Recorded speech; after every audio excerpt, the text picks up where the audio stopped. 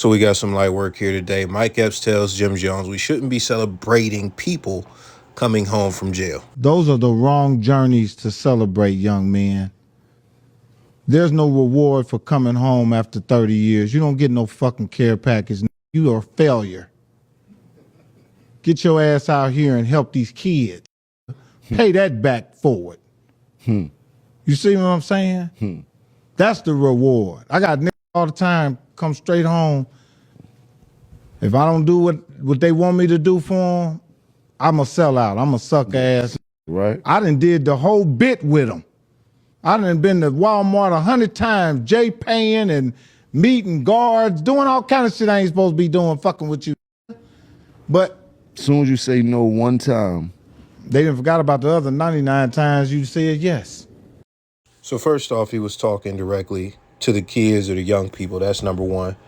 Number two, all the squares and civilians like me were like, duh, what he's saying is right. It's an extremely common talking point amongst working black people, that, especially men, that the criminals getting out of prison get celebrated in our community way more and way better than somebody who just graduated college. He also called them failures. And to me, all of it is valid, but I guess it upset some heart of the hood ass niggas. And he went and he did an apology for saying some real shit. What's up, y'all? It's your man, Mike Epps, man. I just want to get on here and clarify and clear a few things up. Number one, about the brothers coming home from prison being celebrated. I've always been a part of reform. I got brothers right now from my hometown that I'm trying to help come home. They've been in prison forever. I think you guys might have misunderstood what I was saying. I might have said it the wrong way, but what I was trying to say is we don't want to send kids mixed messages about coming home from prison, being celebrated, you know, feeling like you got to go to prison and do 30, 40 years to be celebrated. I think you guys misunderstood that, you know, misunderstood what I said. Wasn't saying that it was wrong to be celebrated, but we don't want to send a message to the kids saying prison is great, that you want to go home, go do 30 years and come home. You know, I don't think that's cool. So I'm sorry if anybody took it the wrong way and got offended. I love my brothers. I've been incarcerated myself. I understand what that is, but I might have said it the wrong way, but I mean well. And I love you, brothers. Free my brothers that's coming home. My man Derek, free all the guys that's coming home, man. And just want to apologize if I offended anybody. You know I love y'all, man, and keep on doing the right thing. Peace. So basically, he did an apology vid to some criminals. We're about to get into another clip in a moment, but I want to tell you the nuance to this. Number one, the rapper 6ix9ine was on Jim Jones because when Mel Murder, the guy who almost got 6ix9ine killed, the gang leader, when he came home, Jim and them welcomed him, but they didn't really give him no crazy welcome home party, no crazy nothing, right? So that's one piece of nuance. He's saying this to Jim Jones, like, niggas getting out of prison don't need to be celebrated. But this is another thing. Jim Jones' biggest rival, op, Max B, just got out, and he got a way, way, way better celebration in coming home than Mel Murder, Jim Jones' guy. So Jim is connected to two people who just came home. One got mildly celebrated, one got overly celebrated. So that's some nuance. But here's the other nuance that you need to understand. Mike Epps was a street nigga.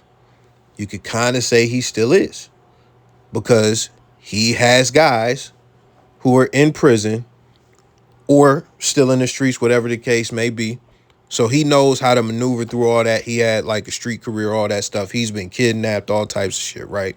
And I don't want you to think I'm glorifying any of that, or I'm saying like, oh, he's stamped, because like we just have to understand that this is somebody that was actually in the streets doing crime and had a career as a criminal.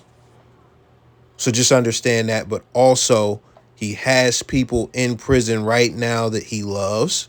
And also, he is working on reform and things like that when it comes to prison. So with all that nuance, we're about to listen to Blueface criticize Mike Epps. Okay, Mike Epps. I ain't gonna lie, when I seen that video saying that, Where my controller at? I knew it was gonna be taken wrong. Just so you know, he is a schoolyard crip in LA. And the other nuance is Blueface just got done doing a bid. He's also a rapper if you didn't know that. Just because, people are living a certain lifestyle and It's not working. that would be equivalent to somebody coming out and saying we shouldn't celebrate somebody who's on stage telling jokes. They should go to school. They should go to school and go to college and be bigger and better. We shouldn't celebrate nobody on stage. This is an absolutely horrible analogy. We'll discuss it later. Telling jokes, that's clown shit, no? I was down, I could be misconstrued as well, so I think you went left, people's lifestyles. 3, 2, 1, go! You can't really speak on people's lifestyles, man. Anybody coming home who did things the right way and kept it solid should definitely be celebrated. If you can get on stage and tell jokes, no one man has enough power to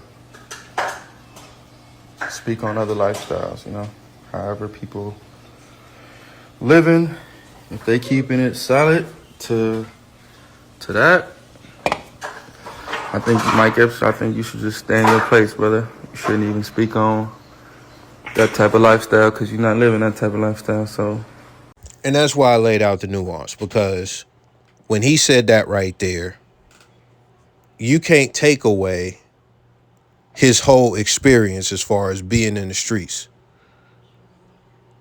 Y'all all, like, the street dudes always try to criticize the squares, like, oh man, the nerds and the squares be saying all this stuff about the street shit. This is somebody who was in the streets. This is somebody who was heavy in the streets.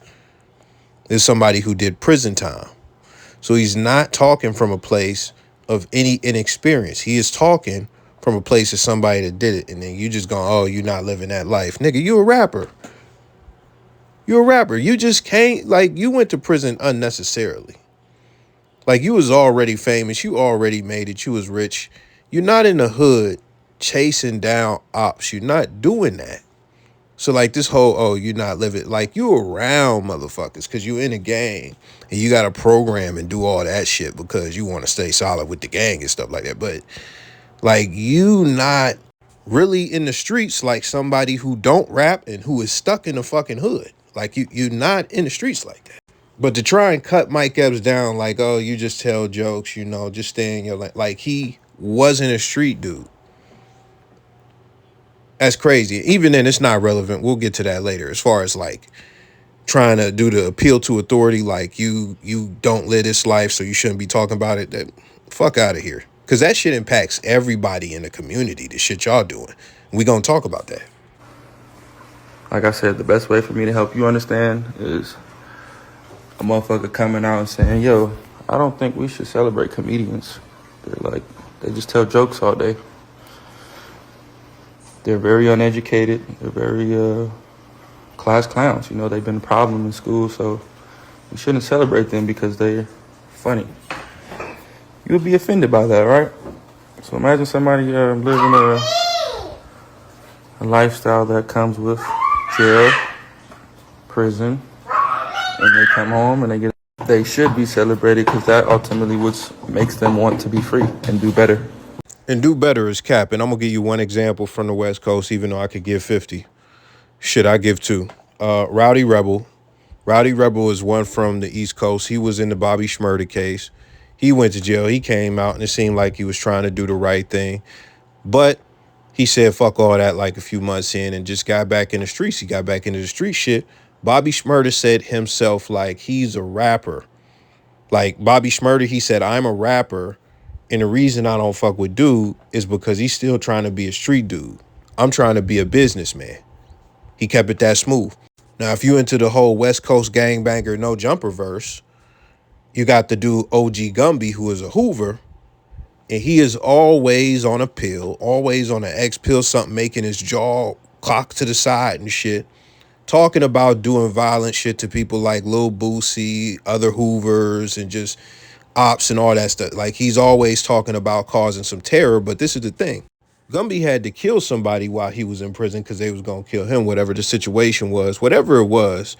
And I think he was like falsely in prison. He got awarded like millions of dollars, millions from the government, like one of these justice system facets, but he got awarded millions. And this is the thing. He was on TV, on the news, talking about how he was going to do better when he go back out into society, all that shit that these niggas say. But 20 years later, the nigga is old as fuck, trying to be a OG, moving the chess pieces to terrorize civilians and entertainers and other street dudes. So I see where you coming from, but at the same time, they ain't gonna fuck with that, you know? Real niggas ain't gonna fuck with that game. Yeah, I just want to double down real quick. When it comes to the whole, like, oh, this will motivate them to do better. No, it won't. No, it won't. In my opinion, what it does is reinforces the idea that not only do we love you for who you are, which is a criminal, but also you deserve praise for getting through a tough prison stint, that you did whatever crime you did, whatever horrible mistake you did that landed you there. So it's like a lack of accountability. Like, we're going to love you and treat you great regardless how horrible you are to society. That's just what it is. Now, let's get down to the analogy, because I said we were going to touch on that later. He said that Mike Epps advocating against people from prison being celebrated is like people down talking comedians and saying they shouldn't be celebrated. That's a horrible analogy. That's a horrible analogy, and I'll break down why. Number one, it doesn't correlate well. When do comedians get celebrated? Like, what is a celebration for comedians? What is the event where we celebrate comedians? Comedians are entertainers. You want to know the funniest thing? For a comedian to earn a celebration, and we have to think about what type of celebrations people get. One is a roast. What is a roast? A roast is when they come up, a bunch of other comedians celebrate you, and even some famous figures who aren't comedians, they get their shit written by a comedian. They come up and make jokes about you. You got to be somebody special to get a roast. Think about that very quickly. That's another correlation, though. Like, when you look at it as far as where it doesn't connect.